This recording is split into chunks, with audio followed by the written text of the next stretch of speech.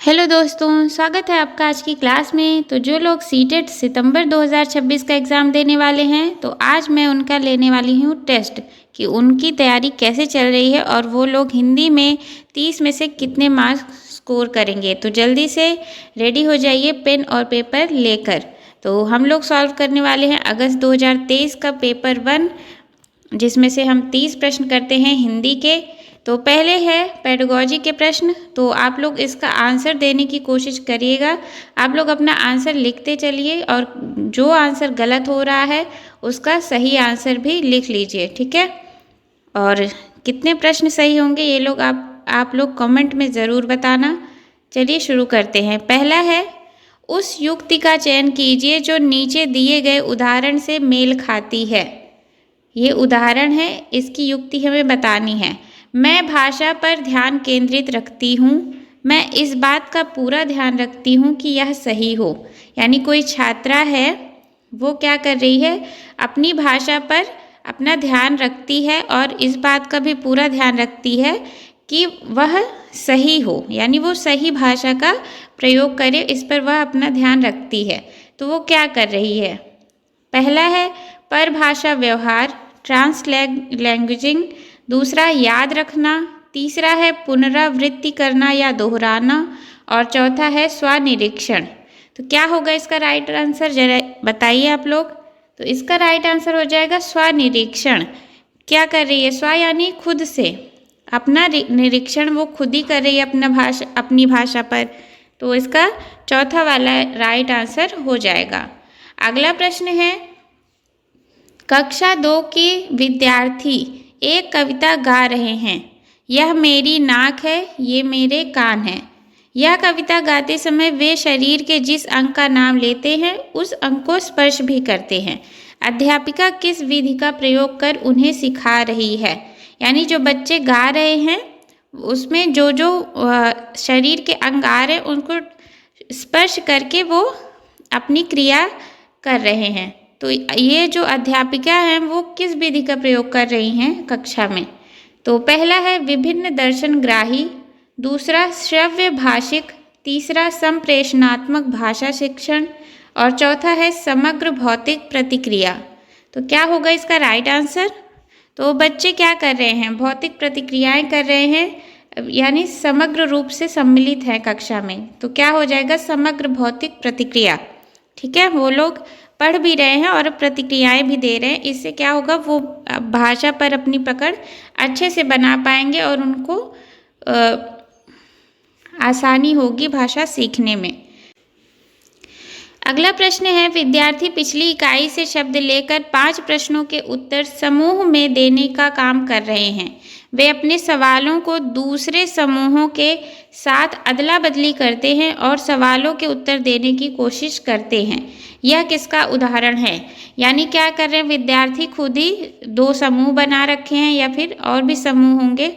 उन्होंने पिछली इकाई जो उन्होंने पढ़ रखी है वहाँ से सवाल बना लिए हैं, 5 प्रश्न बना लिए हैं और अपने सवाल क्या किए हैं कि दूसरे वाले समूह से उत्तर मांग रहे हैं, और जो दूसरा समूह है वो पहले वाले समूह को अपने प्रश्न देकर उत्तर मांग रहा है। तो ये दोनों क्या कर रहे हैं आपस में? तो पहला है सहपाठी आकलन।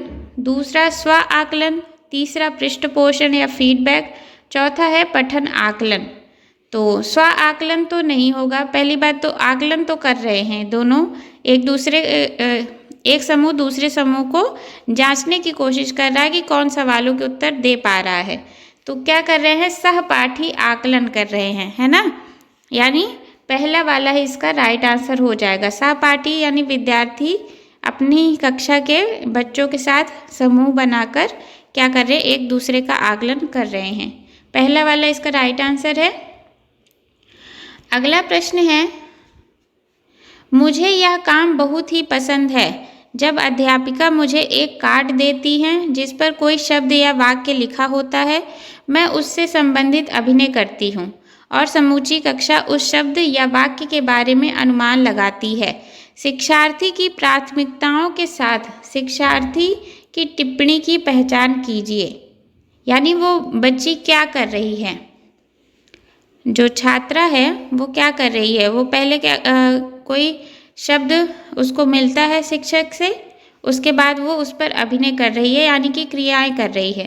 तो पहला ऑप्शन है, जब मैं गतिबोधक तरीके से संलग्न रहती हूँ।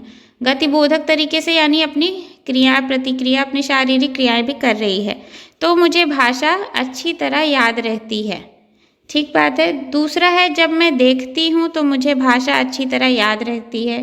तो देखने का काम तो हो रहा है, ठीक है, शब्दों को देखा, फिर प्रतिक्रियाएं भी कर रही है, शारीरिक और भी क्रियाएं कर रही है, तो इसमें केवल देखने का काम नहीं हो रहा है।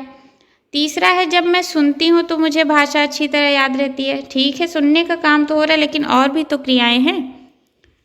और चौथा है, जब मैं कार्ड से वाक्य को याद करती हूँ तो मुझे भाषा अच्छी तरह याद रहती है। तो बस इसमें कार्ड से वाक्य को याद करने वाली बात भी नहीं है, और भी चीज़ें हैं, यानी ये सारी क्रियाएं हो रही हैं, यानी गतिबोधक तरीके से वो संलग्न रह रही है। तो क्या हो रहा है, उसे भाषा अच्छी तरह याद रहती है। तो इसका जो पहला वाला ऑप्शन है यही राइट आंसर हो जाएगा।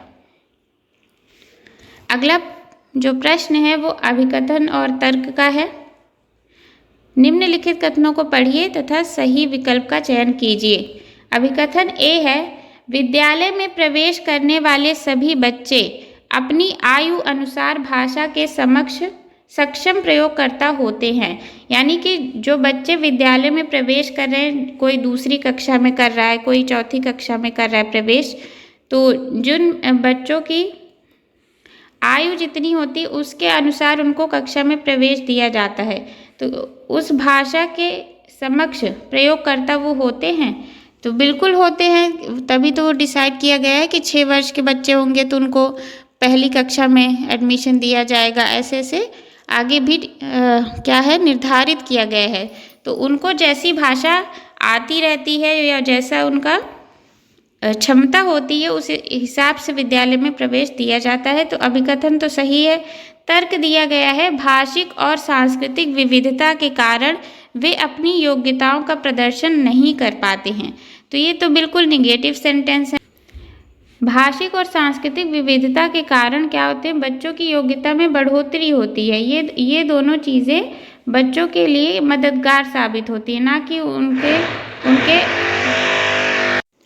तो ये सेंटेंस क्या है, बिल्कुल निगेटिव है। तो ये तो गलत हो गया, यानी ए हमारा सही है और आर गलत है।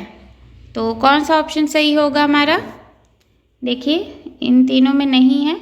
इसका जो चौथा वाला ऑप्शन है यही हमारा राइट आंसर होगा। ए सही परंतु आर गलत। ठीक है, अगला प्रश्न है,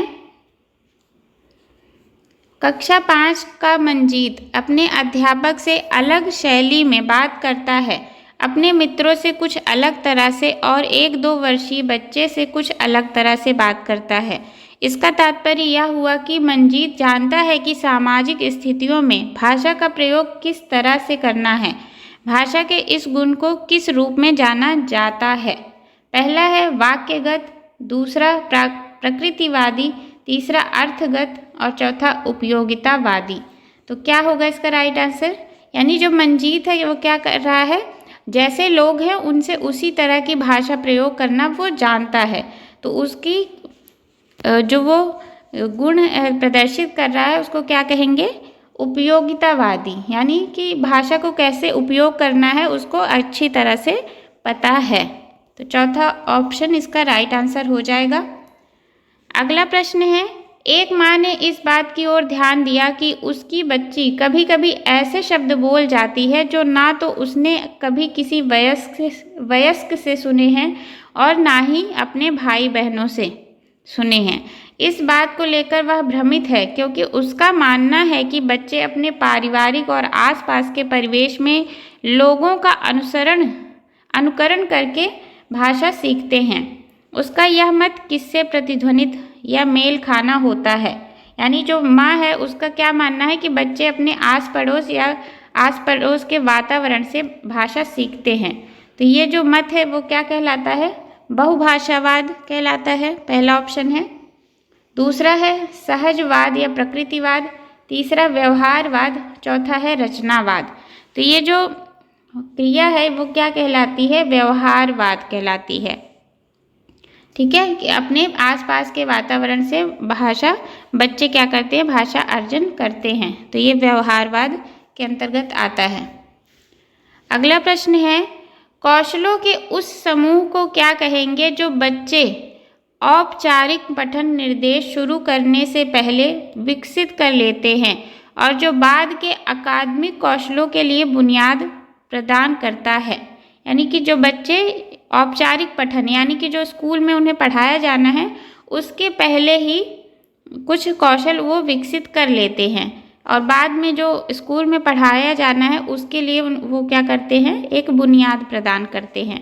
तो वो जो कौशल है वो क्या कहलाएंगे, उद्गामी साक्षरता, दूसरा उद्गामी इमर्जेंट या समाधान, तीसरा उद्गामी पाठ्यचर्या, चौथा है उद्गामी गुणधर्म। तो क्या होगा इसका राइट आंसर? राइट आंसर हो जाएगा उद्गामी साक्षरता, यानी पहला वाला इसका राइट आंसर है। आगे बढ़ते हैं।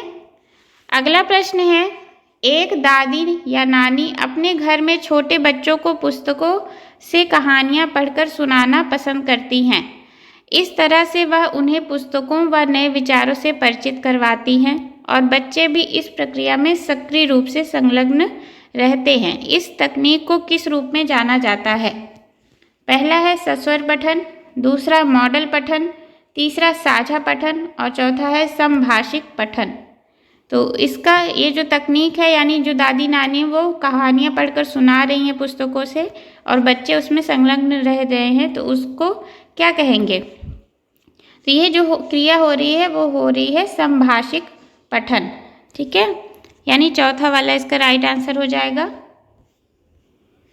अब अगला प्रश्न है, पठन सिखाने का वह उपागम जिसमें मूल तत्वों जैसे वर्णों और स्वनिम से शुरू किया जाता है और जिसमें बच्चों को यह सिखाया जाता है कि समग्र रूप से पठन सीखने से पहले स्वनिम को शब्दों से मिलाया जाता है, इस उपागम को क्या कहेंगे?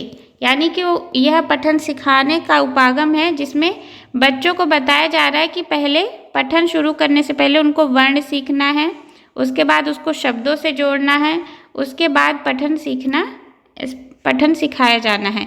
यानी ये क्या हो रहा है, नीचे से ऊपर की ओर जा रही है क्रिया, है ना। तो क्या होगा? पहला ऑप्शन है संरचनात्मक उपागम, दूसरा शीर्ष अधोगामी यानी टॉप डाउन उपागम। टॉप डाउन उपागम क्या होता है? जिसमें सबसे पहले उसको पूरा जो एक अनुच्छेद कह सकते हैं, अनुच्छेद, फिर वाक्य, फिर शब्द, उसके बाद ध्वनियाँ या वर्णों को सिखाया जाता है, यानी ऊपर से नीचे की तरफ। और तीसरा है अधोगामी, बॉटम अप। ये जो क्रिया मैंने बताई ये क्या है? बॉटम अप उपागम है। और चौथा है समग्र भाषा उपागम। तो अभी मैंने आपको समझाई दी है कि ये क्या है, बॉटम अप उपागम है या अधोमुखी।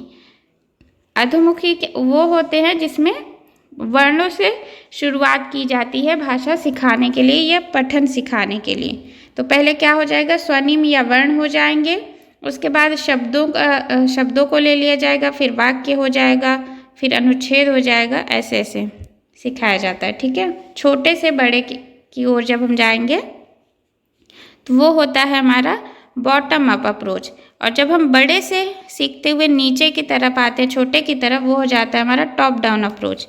ओके, अगला प्रश्न है फिर से अभिकथन और तर्क वाला। निम्नलिखित कथनों को पढ़िए तथा सही विकल्प का चयन कीजिए। अभिकथन ए दिया है, ध्वन्यात्मक वर्तनी के प्रयोग से सही वर्तनी लिखना सीखने की योग्यता मंद पड़ जाती है।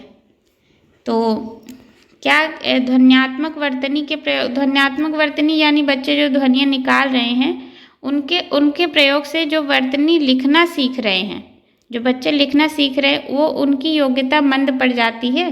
क्या ऐसा है? ऐसा बिल्कुल नहीं है। तर्क दिया है, जब बच्चे पारंपरिक रूप से वर्तनी के स्थान पर अपनी आविष्कृत वर्तनी का उपयोग करते हैं, यानी कि जो शब्द होते हैं उनको ना बोलकर वे अपनी कुछ वर्तनी बना लेते हैं, उसको उपयोग करते हैं, तब यह सही वर्तनी लिखने की उनकी योग्यता को मंद नहीं करती है। तो ये बिल्कुल सही है। अगर लिखा होता मंद करती है तो गलत हो जाता। तो ये बिल्कुल थोड़ा घुमा के लिखा है लेकिन सही लिखा है, ठीक है। तो यानी हमारा ए गलत है और आर सही है। तो ये पहले वाले ऑप्शन में ही हमें मिल रहा है कि ए गलत है और आर सही है। तो यही हमारा राइट आंसर हो जाएगा, पहला वाला। अब अगला प्रश्न है, नई भाषा सीखते समय बहुत से विद्यार्थी भाषा के अद्वितीय उच्चारण संबंधी नियमों के कारण भाषा बोलते समय प्रायः आत्मविश्वास की कमी का सामना करते हैं। इस समस्या को दूर करने का तरीका क्या है? यानी जिन बच्चों में भाषा प्रयोग करते समय आत्मविश्वास की कमी होती है, उनकी जो समस्या है उसको दूर करने का क्या तरीका है? तो पहला ऑप्शन, जब जब उन्हें समस्या आए उनकी गलती में सुधार किया जाए। दूसरा है, बच्चे कक्षा में सस्वर वाचन करें।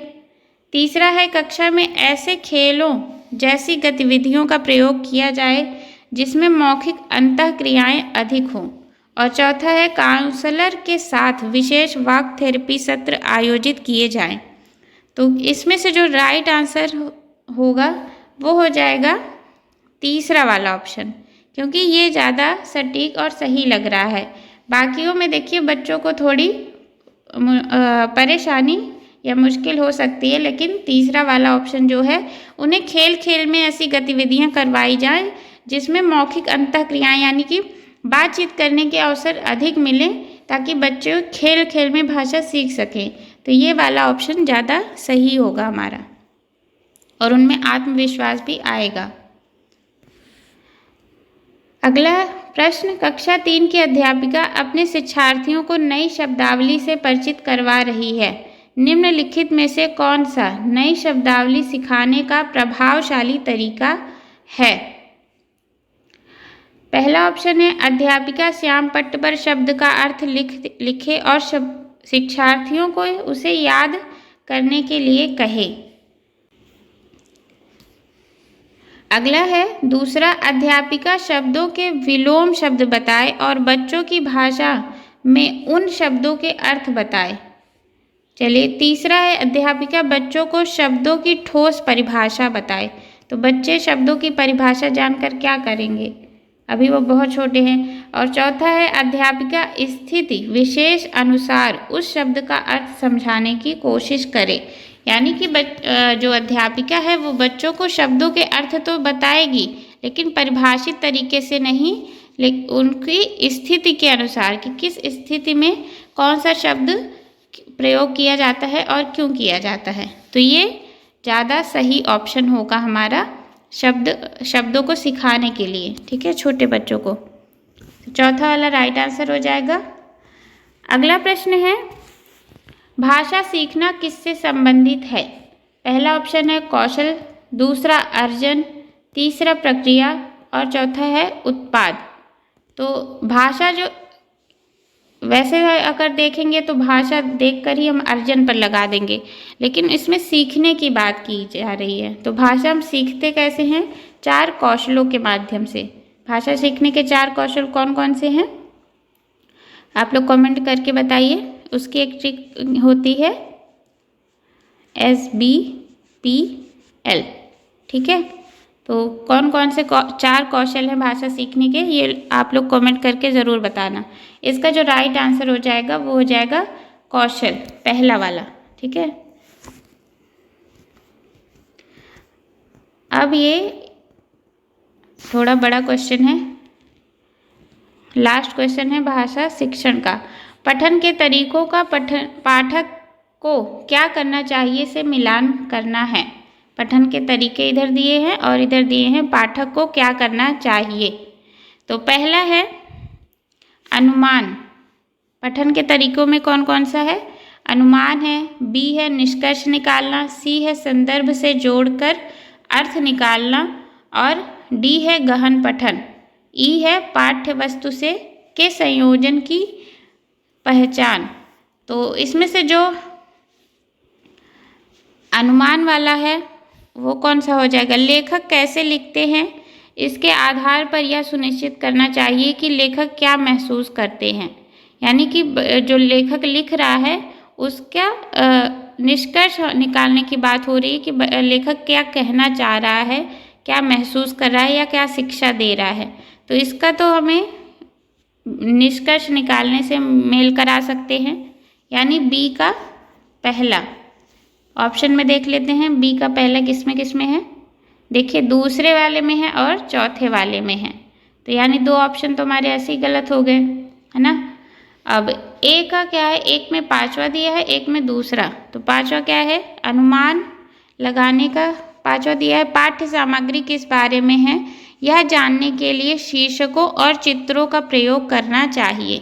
तो बिल्कुल सही है, यही होता है अनुमान लगाना, है ना। पाठ्य सामग्री किस बारे में है यह जानने के लिए जो शीर्षक दिया होता है और जो चित्र दिए होते हैं उनको देखकर अनुमान लगाया जाता है कि पाठ्य सामग्री किस बारे में है, या कोई अगर कहानी है तो वो कहानी क्या है, वो हम अनुमान लगाते हैं शीर्षक और चित्रों को देखकर। यानी ए का क्या हो जाएगा, पांचवा वाला। तो ए का पांचवा और बी का पहला एक ही विकल्प में है, वो है दूसरा वाला। तो यही हमारा राइट आंसर हो जाएगा। इतने जो बड़े वाले प्रश्न होंगे उनको हम ऐसे ही लगाने का प्रयास करेंगे, तभी हम अपने पेपर को जल्दी सॉल्व कर पाएंगे। ठीक है, अब इसमें सी का दूसरा दिया है। सी का दूसरा देख लेते हैं। सी है संदर्भ से जोड़कर अर्थ निकालना, यानी दूसरा है अपरिचित शब्दों को समझने के लिए पाठ्य सामग्री के कुछ हिस्सों से मदद लेनी चाहिए। ठीक है, जो शब्द हमें नहीं पता है तो उन्हें क्या करेंगे, हम पूरी लाइन पढ़कर देखेंगे कि उस शब्द का मीनिंग आखिर निकल क्या रहा है, यानी संदर्भ से जोड़कर अर्थ निकालना, है ना। सही है सी का दूसरा। और डी का क्या है, चौथा है, और ई का तीसरा। तो डी है गहन पठन और इसका है चौथा। क्या है, पाठ्य वस्तु में भाषा का किस तरह से प्रयोग किया गया है इस पर ध्यान केंद्रित करना, ये है गहन पठन। और ई पाठ्य वस्तु के संयोजन की पहचान, पाठ्य वस्तु के संयोजन की पहचान।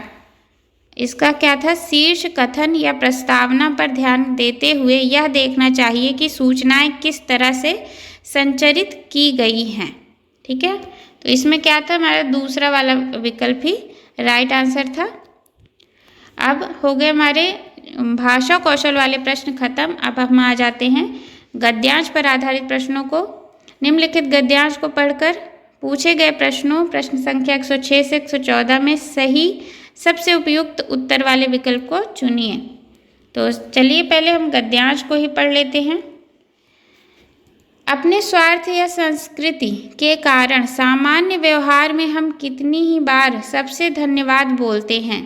किसके कारण, अपने स्वार्थ या संस्कृति के कारण सामान्य व्यवहार में हम कितनी ही बार सबसे धन्यवाद बोलते हैं। तो यह कृतज्ञता सिर्फ उन्हीं तक सीमित क्यों, हमें मानव जन्म देने वाले ईश्वर के लिए और जलवायु, भोजन, ऊर्जा जैसे बहुत सारे उपहार देने वाली प्रकृति के लिए भी क्यों नहीं। हम ईश्वर से संवाद करें कि वह हमारे हृदय में पवित्रता, सद्गुणों के प्रकाश को आलोकित करे। दुखों के कारण तो हमारे विकार हैं, बुराइयां हैं। क्या है, दुखों के कारण क्या है, हमारे विकार हैं और बुराइयां हैं। हर बुराई अज्ञान के अंधकार में फैलती है। हर बुराई कैसे फैलती है, अज्ञान के अंधकार में, यानी अज्ञानता के कारण बुराई फैलती है। प्रकाश होते ही उसका सामर्थ्य खत्म हो जाता है। सुख दुख दोनों ही हमारे कर्मों के फल हैं। सुख दुख क्या है, हमारे कर्मों के फल हैं। हमें समझना चाहिए कि बिना दुख भोगे सुख नहीं पाया जा सकता। मानवीय पुरुषार्थ करते रहें, मन की कोठरी को स्वच्छ रखें, जहाँ ज़रूरत हो प्रायश्चित भी अवश्य करें। मानवीय पुरुषार्थ करते रहें, मन की कोठरी को स्वच्छ रखें। कौन जाने कब किस रूप में प्रभु किस माध्यम से सहायक हो जाए। ईश्वर के प्रति आभार प्रकट करना एक ऐसा अचूक तरीका है जो हमें असंतुष्टि और ईर्ष्या जैसी निकृष्ट बातों से ऊपर उठाता है, और यही हमारे जीवन का मूलभूत लक्ष्य है। तो ये रहा गद्यांश। अब आ जाते हैं गद्यांश आधारित प्रश्नों पर। पहला प्रश्न है, गद्यांश के अनुसार सबसे धन्यवाद कहने का कारण नहीं है। पहली ही लाइन में क्या था कि किस लिए धन्यवाद करते हैं। पहला ऑप्शन है दया, दूसरा स्वार्थ, तीसरा संस्कृति और चौथा है स्वभाव। तो यहाँ देखिए, अपने स्वार्थ संस्कृति के कारण सामान्य व्यवहार में हम कितनी ही बार सबसे धन्यवाद बोलते हैं? स्वार्थ और संस्कृति के कारण और सामान्य व्यवहार के कारण। तो देखिए, इसमें पहला ऑप्शन है दया। तो दया की कोई बात नहीं की गई है, तो नहीं पूछा है, तो हम पहला वाला ऑप्शन ही हमारा राइट आंसर हो जाएगा। बाकी स्वार्थ और संस्कृति सीधे सीधे दिया गया है, स्वभाव भी उसी के अंतर्गत आ जाएगा। ठीक है, अगला प्रश्न है, हर बुराई अज्ञान के अंधकार में फैलती है से तात्पर्य है, यानी इसका अर्थ बताना है। पहला है अज्ञानी व्यक्ति बुराइयां फैलाता है। दूसरा, अंधेरा होते ही बुराइयां फैल जाती हैं। तीसरा, अंधेरा सब बुराइयों की जड़ है। चौथा, अज्ञानता के कारण बुराइयां फैलती हैं, यानी हर बुराई अज्ञान के अंधकार में फैलती है। अज्ञान का अंधकार यानी अज्ञानता, तो अज्ञानता के कारण बुराइयां फैलती हैं, राइट आंसर हो जाएगा, यानी चौथा वाला। ठीक है, अगला प्रश्न, सुख दुख का कारण है। पहला ऑप्शन प्रारब्ध, दूसरा भाग्य, तीसरा दुर्भाग्य, चौथा कर्म। तो गद्यांश में देखते हैं, यहाँ देखिए, सुख दुख दोनों ही हमारे कर्मों के फल हैं, यानी सुख दुख क्या है? हमारे कर्मों के कारण होते हैं। तो इसका राइट आंसर क्या हो जाएगा? प्रारब्ध, भाग्य, दुर्भाग्य या कर्म। तो इसका राइट आंसर हो जाएगा कर्म, चौथा वाला। अगला प्रश्न है, गद्यांश के अनुसार प्रायश्चित के साथ साथ मानव को क्या करना चाहिए? पहला ऑप्शन है सुख भोगना चाहिए, दूसरा है सफाई करना चाहिए, तीसरा पुरुषार्थ और चौथा है दुख भोगना। तो क्या है गद्यांश के अनुसार प्रायश्चित के साथ साथ मानव को क्या करना चाहिए? इस लाइन में यहाँ हम देख सकते हैं, मानवीय पुरुषार्थ करते रहें, मन की कोठरी को स्वच्छ रखें, जहाँ जरूरत हो प्रायश्चित भी अवश्य करें। यानी प्रायश्चित के साथ साथ हमें क्या करना चाहिए? पुरुषार्थ भी करते रहना चाहिए और अपनी मन की कोठरी को स्वच्छ रखें, यानी अपने मन को साफ रखना चाहिए। तो प्रायश्चित के साथ साथ मानव को क्या करना चाहिए? तो पुरुषार्थ हमारा राइट आंसर हो जाएगा, तीसरा वाला। अगला प्रश्न है, मन की कोठरी को स्वच्छ रखें से तात्पर्य है। पहला है मन सब विकारों का कारण है, दूसरा मन को नियंत्रण में रखना, तीसरा मन के बुरे भावों का निष्कासन और चौथा है मन के अनुसार कार्य करना। तो क्या होगा इसका राइट आंसर? इसका राइट आंसर हो जाएगा मन के बुरे भावों का निष्कासन। निष्कासन यानी उसको निकाल देना, अलग कर देना। मन के बुरे भावों को अलग कर देना ही मन की कोठरी को स्वच्छ रखना है। अगला प्रश्न, जीवन का मुख्य लक्ष्य है। जीवन का मुख्य लक्ष्य है, पहला ऑप्शन ईश्वर के प्रति अनासक्ति, दूसरा ईश्वर की भक्ति करना, तीसरा ईश्वर के प्रति आभार प्रकट करना और चौथा है ईर्ष्या से ऊपर उठना। तो इसका जो राइट आंसर होगा वो हो जाएगा ईश्वर के प्रति आभार प्रकट करना जीवन का मुख्य लक्ष्य है। यहाँ गद्यांश में देख सकते हैं, ईश्वर के प्रति आभार प्रकट करना एक ऐसा अचूक तरीका है जो हमें असंतुष्टि, ईर्ष्या जैसी निकृष्ट बातों से ऊपर उठाता है। यही हमारे जीवन का मूलभूत लक्ष्य है। अगला प्रश्न है, स्वार्थ का विलोम है। पहला ऑप्शन है निस्वार्थ, दूसरा प्रयोजन, तीसरा स्वार्थ परायणता, चौथा है परोपकार। तो स्वार्थ का विलोम क्या हो जाएगा? स्वार्थ का विलोम होता है निस्वार्थ, यानी पहला वाला इसका राइट आंसर है। अगला प्रश्न, मानवीय शब्द में प्रत्यय है। पहला ऑप्शन है या, दूसरा वीय, तीसरा ईय या चौथा ईय। तो मानवीय शब्द में जो मूल शब्द है वो है मानव, प्लस जो प्रत्यय है वो है ईय, ईय प्रत्यय लगा है, मिलकर बन गया मानवीय, यानी तीसरा वाला इसका राइट आंसर है। अगला प्रश्न है, कौन सा शब्द युग्म समूह से भिन्न है? पहला ऑप्शन है शुद्ध अशुद्ध, दूसरा है सुख दुख, तीसरा अज्ञान ज्ञान अज्ञान और चौथा है अंधकार अंधेरा। तो बाकी तीनों तो क्या है, एक दूसरे के विलोम शब्द हैं, लेकिन जो चौथा वाला है ये एक दूसरे का विलोम नहीं है, अंधकार और अंधेरा। तो हो गए गद्यांश पर आधारित प्रश्नों के उत्तर। अब हम देंगे पद्यांश पर आधारित प्रश्नों के उत्तर। ठीक है, तो पद्यांश पढ़ लेते हैं। पद्यांश और काव्यांश एक ही होते हैं, तो इसमें कंफ्यूज नहीं होना है। काव्यांश क्या दिया है? आया समय उठो तुम नारी, युग निर्माण तुम्हें करना है। किसको युग निर्माण करना है? नारियों को, यानी स्त्रियों को।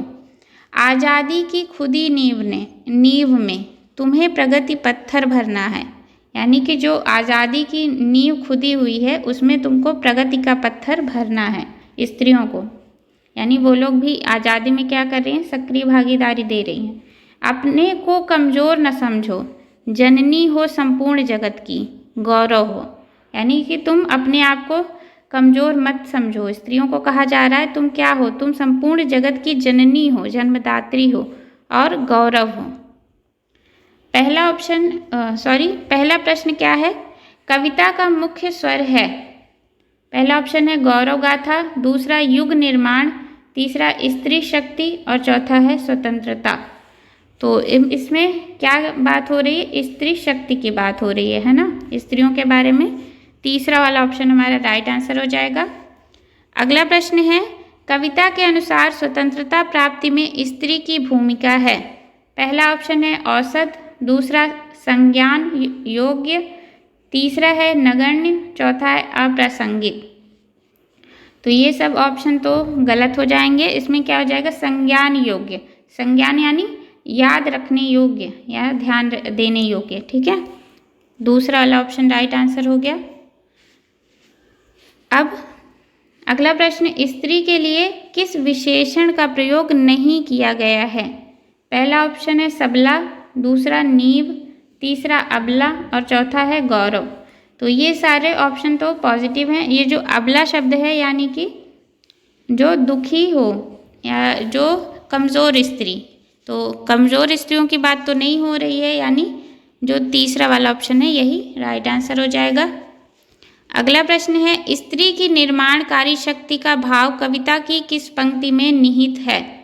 पहला है युग निर्माण तुम्हें करना है, तो निर्माणकारी भाव तो इसी में निकल रहा है ना। दूसरा आज़ादी की खुदी नींव, तीसरा जननी हो संपूर्ण जगत की और चौथा है कमज़ोर न समझो।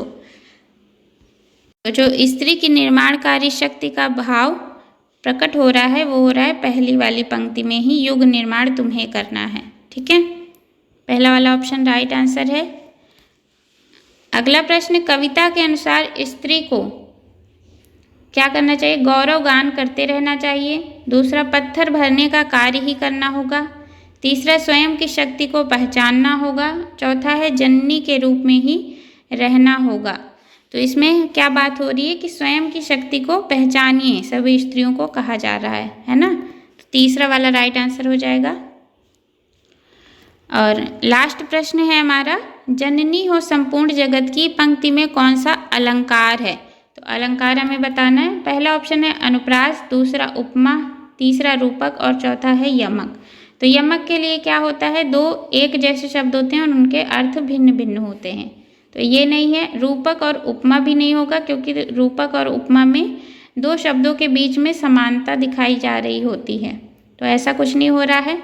इसमें होगा अनुप्रास अलंकार। क्यों? क्योंकि इसमें वर्णों की आवृत्ति हुई है, ज वर्ण की आवृत्ति 2 बार हुई है, इसलिए इसमें अनुप्रास अलंकार है। पहला वाला ऑप्शन इसका राइट आंसर हो गया। तो आप बताइए, आप लोगों के 30 में से कितने प्रश्न सही हुए हैं, और क्या आप लोगों को ये जो प्रश्न थे ये आसान लगे या कठिन थे, ये भी आप लोग कमेंट करके बताइए। अगर क्लास पसंद आई हो तो क्लास को लाइक ज़रूर कर दीजिए, शेयर कर दीजिए अपने और भी दोस्तों के साथ जो तैयारी कर रहे हैं। सब्सक्राइब कर लीजिए मेरे चैनल को। आपको इस पर सीटेट 2026 के जो एग्ज़ाम देने वाले हैं उनके लिए बहुत इम्पॉर्टेंट क्लासेस आएंगी। आगे भी आपको लोगों की प्रैक्टिस अच्छे से करवाऊंगी मैं, ताकि आप लोगों के 30 में से 30 प्रश्न सही हो एग्ज़ाम में, है ना। तो ये भी करना कोई कठिन बात नहीं है। हिंदी में 30 में से 30 सही हो जाते हैं लोगों के। चलिए 30 नहीं तो 29 तो पक्का है। कमेंट ज़रूर करना कि आप लोगों ने कितने आंसर्स ठीक किए हैं। फिर मिलते हैं नेक्स्ट क्लास में।